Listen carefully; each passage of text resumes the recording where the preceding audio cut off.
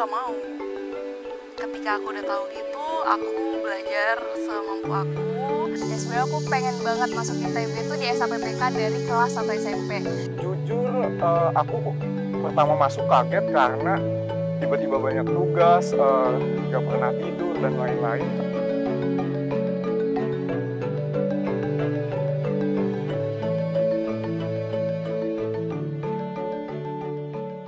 Halo teman-teman semua, perkenalkan saya Andi dari jurusan Teknik Telekomunikasi Fakultas Sekolah Teknik Elektro dan Informatika Angkatan 2018. Halo, nama aku Pocet Nurul Zulisa, aku dari jurusan Perencanaan Wilayah dan Kota. Halo, kenalin aku Rayhan Fauzan dari jurusan Teknik Material Angkatan 2018 Fakultas Teknik Mesin dan Dirgantara.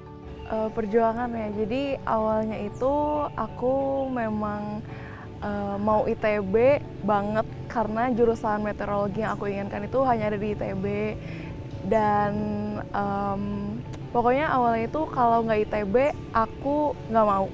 Jadi aku semangat banget mau masuk ITB dan akhirnya aku belajar sama teman-teman intens selama 1 bulan. Masuk ITB itu udah cita-cita aku sih dari dulu, kayak aku bahkan nggak kepikiran kampus lain untuk aku masukin. Cuma ITB lah yang ada di mimpi aku. Sebelum aku belajar, sebelum aku les tuh pagi-pagi, aku selalu nyempetin buat datang ke sini, ke depan gedung SBM-nya buat berdoa di depan SBM-nya buat aku keterima dia di SBM dan ya alhamdulillah ternyata doanya diijabah.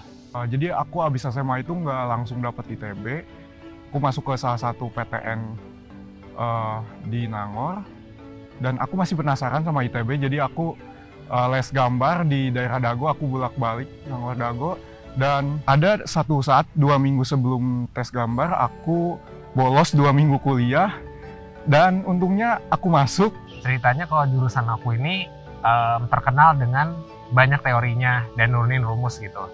Dan yang mana aku tahu semua orang di ITB itu benci banget yang namanya nurunin rumus, nyari-nyari dari persamaan yang implisit gitu diturunin sampai eksplisit gitu, itu pasti susah kan.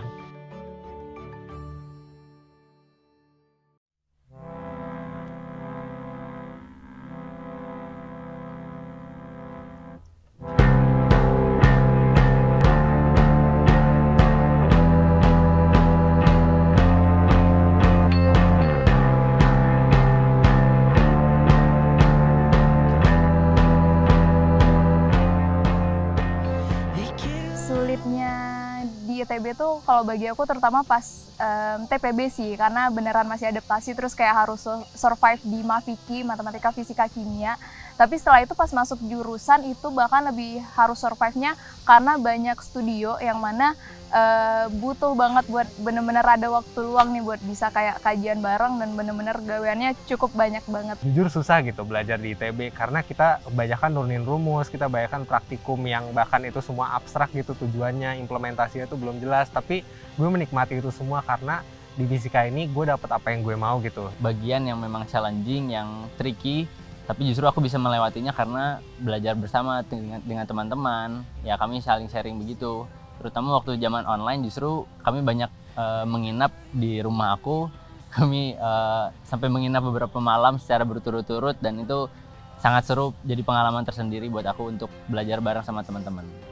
Waktu pas post pandemi kemarin melaksanakan kuliah online di jam 5 subuh.